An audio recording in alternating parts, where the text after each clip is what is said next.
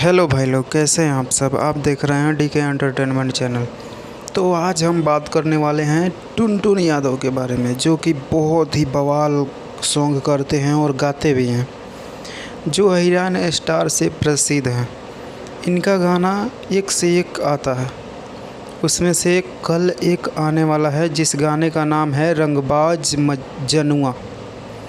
जी हाँ दोस्तों, रंगबाज जनुआ कल सुबह में रिलीज़ होने वाला है। 28 तारीख को सुबह में 6 बजे रिलीज़ होने वाला है। इस गाने को लिखे हैं गंगा सागर और म्यूजिक दिए हैं आर्या शर्मा जी ने।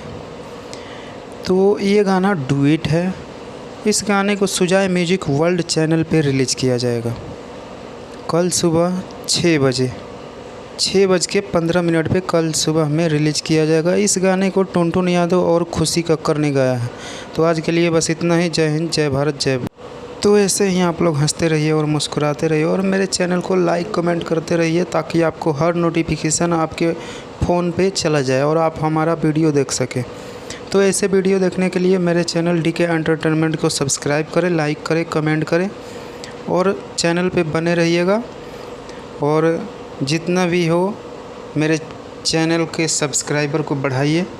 और आप लोग बहुत प्यार दे रहे हैं, इस प्यार को मैं सदा आभारी रहूँगा। तो thank you, love you, bye आप सबके लिए।